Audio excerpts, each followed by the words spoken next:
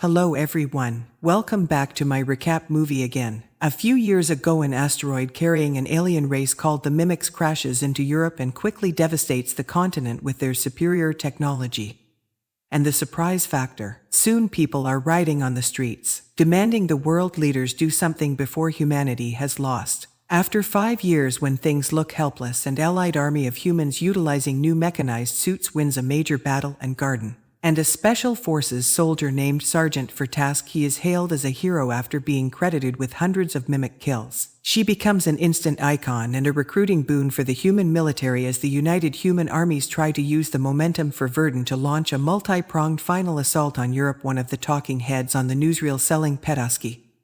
And the war effort is Major Tage of the U.S. Army. One morning Tage flies to London the day before the operation to retake Europe. He meets with the commander of the Western Allies, General Brigham, who orders Tage to accompany the first wave of Allied troops to land in France and provide ground coverage for the media. Tage was an ROTC cadet in college and has no experience in the field, so he does not want to go to battle. He tries various tactics to avoid the deployment, to the point he tries to blackmail the general via the media. At first the general pretends to let him go, but as soon as Tage crosses the door, Brigham makes the guards go after him. Tage tries to run away, but he barely gets to reach another quarter before he has tasted into unconsciousness. Later in the afternoon, Tage wakes up on a pile of duffel bags at Heathrow Airport, which has been turned into a military base. A sergeant shoves boots into his hands before Sergeant Farrell takes over. It turns out Brigham sent orders to Farrell stating Tage had tried to desert and has now been demoted from an officer to private. Tage is assigned to a band of eccentric soldiers called the J Squad, who are caught gambling by Farrell when Tage is introduced to them. As he scolds them, Farrell makes them eat the cards before instructing them to get Tage ready to deploy with them tomorrow. Hearing Tage is or that thinks he is above battling puts him on everyone's blacklist, and Tage has sent a training. The next day is Invasion Day and Tage has given his own suit, but the members of J Squad do not even bother teaching him how to use it because they believe he will die quickly. Tage watches everyone move freely and find their favorite weapons with ease, but he feels nervous and lost. On their way out for task, he leads the army with pride, yet Tage still tries to escape. However, the others drag him back quickly. All the planes take off swiftly, but as soon as they are about to drop onto the French coast, the back of their airship suddenly explodes. The squad drops down prematurely, but Tage is so scared that it is not until the explosion fire comes closer that he drops as well. As they fall through the sky, explosions keep happening around them and many soldiers are dead before even reaching the ground. Even though the operation to retake Europe was supposed to be a surprise attack, the Mimics seem to be completely prepared with a proper ambush and proceed to slaughter the humans without mercy. Tage lands properly but still has not been able to remove the safety from his weapon, so he runs around in panic watching how people are dying all over the place. Both crafts and humans seem to be catching fire, and Tage ends up falling when a plane crashes near him. Petoskey comes out and begins fighting with outstanding ability. But after exchanging a few blows, she is distracted when she sees Tage on the ground and something hits her from behind, instantly killing her. Tage immediately rejoins the J Squad and they try to form some sort of plan, but suddenly a mimic comes out of the round and attacks them. As the other soldiers desperately shoot at the creature, Tage finally manages to unlock his weapons as well, helping destroy the alien and feeling proud of it. Unfortunately, there is another alien incoming and Tage refuses to go without a fight, so he grabs mine and holds it while the blue mimic jumps on him, killing them both. This causes the alien blood to drop on Tage and enter his body. Suddenly Tage awakes in a panic on top of the duffel bags, with the same sergeant giving him the boots and Farrell again taking him away. Tage is confused, especially when he guesses everything Farrell is about to say, proving the battle had not been a dream. He goes through the meeting with it, J Squad putting the suit on and getting on the plane exactly the same way, guessing what everyone will say to him. The explosion happens again, and this time Tage remembers to drop faster. As soon as he lands, he remembers his companion dying and tries to warn him, but he is not fast enough, and the guy dies anyway. Next, Tage sees for Tusky and pushes her to the ground, taking the shot for her. Seeing him wounded for task, he takes the chance to steal his suit's battery. And at that moment another alien kills him. Once again Tage wakes up at the airport, understanding that everything he saw is real and they will be jumping right into an ambush. He tries to warn Farrell about it, trying to prove his story by calling each J Squad soldier by name and revealing where they hid the cards. Unfortunately, he is not believed and Tage is sent to the plane with tape over his mouth. The plane explodes and Cage drops to then immediately save the other soldier only to get killed instead. Cage finally understands that dying recesses day and begins using him to his advantage. Nobody believes what he says, so he just jumps into battle and tries his best to save people while getting killed over and over again. After dozens of failed attempts, he reaches one loop where he pushes Task far away enough to give her a few warnings while shooting at anything that gets too close without needing to look because he already knows where everything is. Pedosky stares at him in shock but still believes everything he says, and when another alien is about to kill him for task, he says, "Find me when you wake up," before they both die again. Cage awakens on the duffel bags again, but this time he starts cooperating with Feral and J Squad in order to buy himself time to find Pedosky. He shows good manners and even helps the squad hide the cards before Feral sees them. Now every time they go training, he began studying a way to sneak away. His first try consists of waiting for the exercise routine and rolling away into the traffic, but this gets him run over by a truck. After a few deaths, he manages to roll without trouble and hide behind the vehicle to escape. He enters the advanced training facility by dodging a few training machines, and Pedosky looks down on her until he says she sent him. For task, he immediately knows what he has talking about and takes them away, saying he must not tell anyone except her because they will send him to the psych ward, which apparently already happened to her. Then she takes him to see Dr. Carter, who immediately believes everything and checks if this is the first time they are talking. It turns out Tosca used to have a looping power to which is acquired from the blood of Blue Alpha Mimic, but she lost it after she got a blood transfusion. Cage has to always make sure he dies fully instead of being accidentally resuscitated. Like she was not to lose it to this power is how she got that huge victory for womankind, and this is how the aliens always know when they are coming. Carter's theory is that all mimics are just neural manifestations of one over-mind Omega alien creature, so he created a device it could locate the Omega if inputted into an alpha, but this experimentation got him fired and the machine was confiscated. To be able to find the Omega first, they need to win the Invasion Tomorrow Silver task. He begins training Cage in the advanced facility. The training machines are too fast and Cage cannot defend himself, so when he gets hurt for task, he shoots him to restart the day. For the following 100 loops, Cage goes through the same routine over and over. He finds Tusky, explains everything from zero and jumps into training right away. He gets better each time, learning patterns and managing to last longer and training almost like an expert, but for task he still has to shoot him at the end of it every day. After being shot for the zillionth time, Cage has a vision of the Omega in a dam in Germany. Before waking up, he immediately goes to photography. And Carter, who believes the visions are due to Cage in effect being an alpha now thanks to the blue blood. Now their next step is to survive the invasion to be able to escape to Germany afterward. Now the duo spends each loop discussing strategies with the knowledge Cage acquires, and in the morning they enter the battle ready to fight. Through hundreds of loops they fight and kill mimics over and over, dying every time, barely getting to advance a step or two on the field. Spending all this time together makes Cage develop affection for Pedosky, even if she does not remember him to feel the same. So when in one loop she dies early in the fight, Cage begins to wonder if this is worth it. During the few loops, Cage does not bother with a battle and tries to escape the base. Other soldiers try to stop him, but Cage goes through it so many times that he learns their moves and dodges them. With his eyes closed, he takes a bite to the city and tries to get drunk at a bar, but at that moment the aliens arrive through the river. Seeing civilians die makes Cage go back to training, impressing Pedosky with his new skills. The next time they see Carter, he has found out the exact location of the dam, but Cage already knew and thinks it is pointless information if they cannot escape the invasion.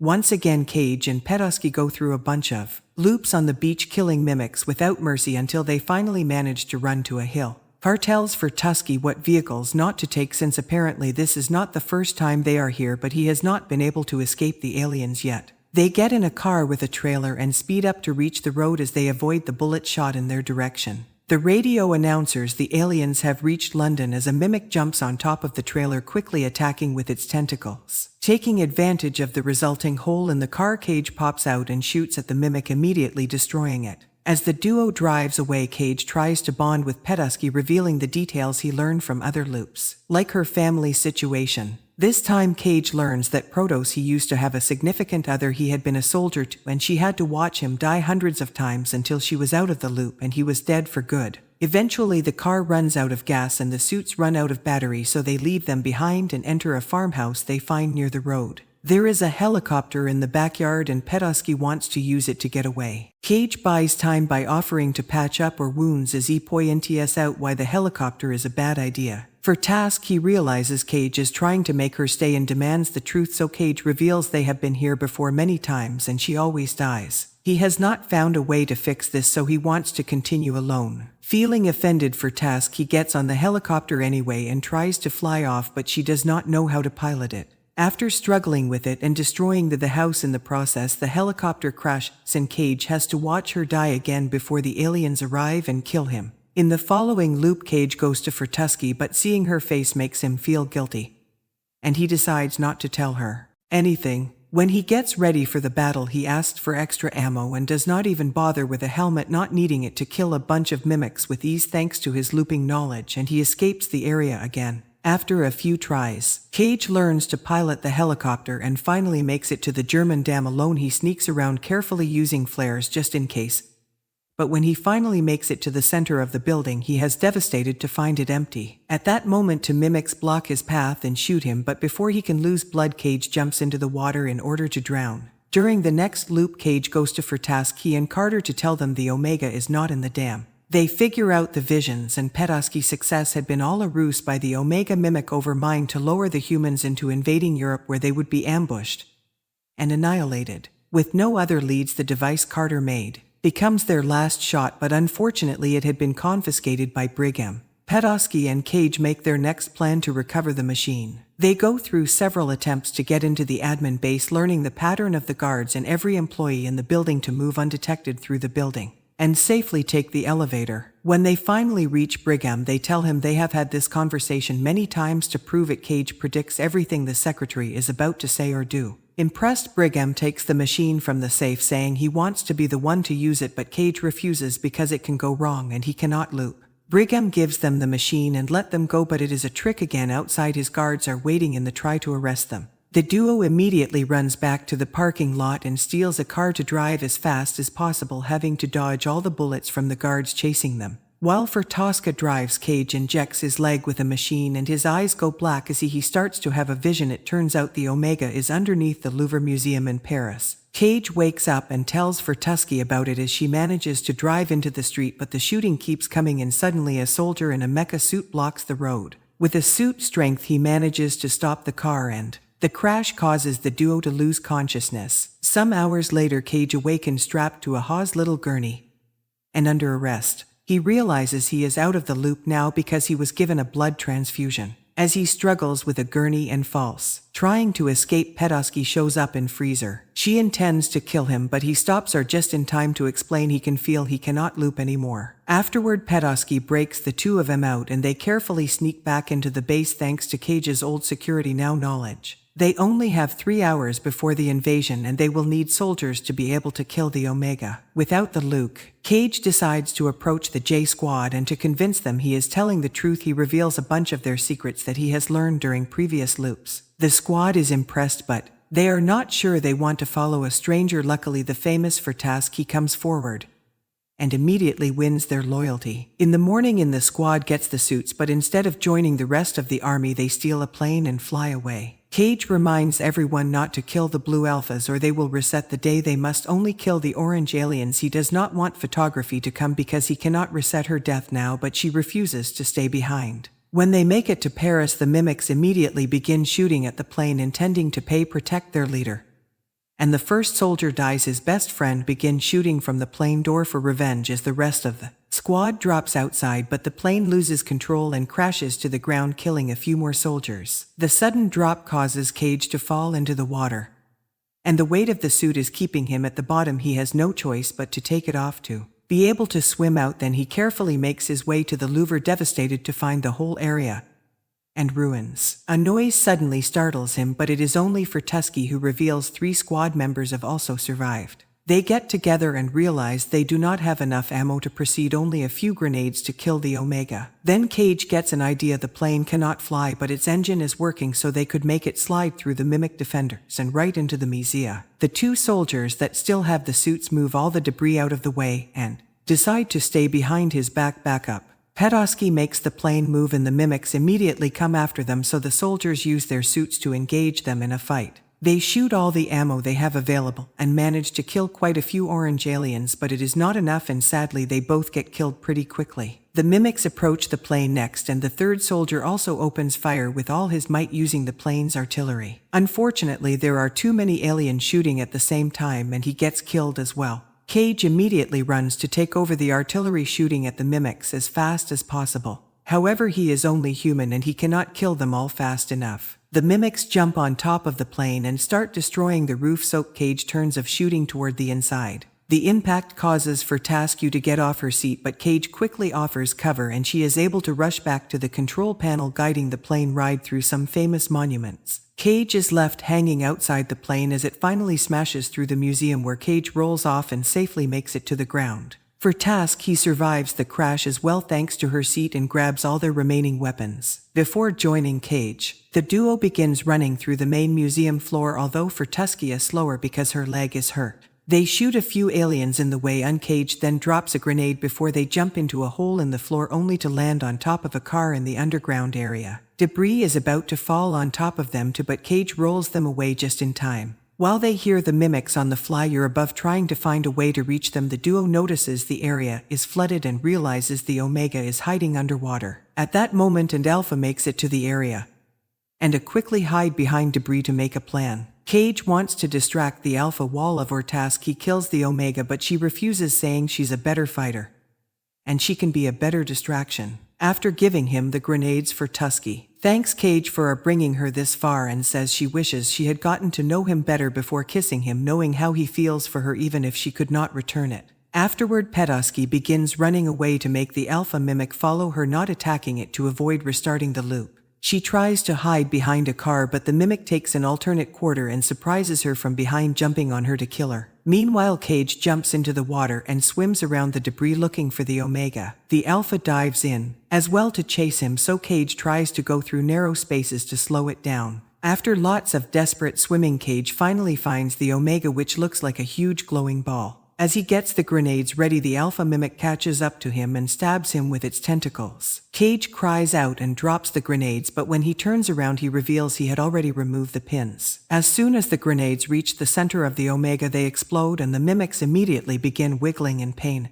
The Alpha slowly disintegrates right before the Omega blows out, creating a huge explosion that destroys the museum and kills every single alien outside as well. While Cage's dead body floats in the water, the Omega blood seeps into him, giving him those blue-ack eyes again. Suddenly, Cage wakes up and finds himself on the helicopter trip to London from the morning before the invasion. To his shock, not only he is alive, but everyone in the city is celebrating. It turns out that after a mysterious explosion in Paris, the mimics have all died off, and now the human forces are sweeping through Europe without resistance. The next day, they will advance to the Western Front and claim victory for good. Afterward, Cage goes to the airport base, where he is glad to see all the members of J Squad are alive and well. Next, he goes to the training facility, where he has received with respect because he is still a major and never lost his position. Cage finds for Tusky at the usual spot and she greets him with a rudeness of a stranger, making Cage laugh. Make sure to subscribe and turn on notifications. Thanks for watching this video.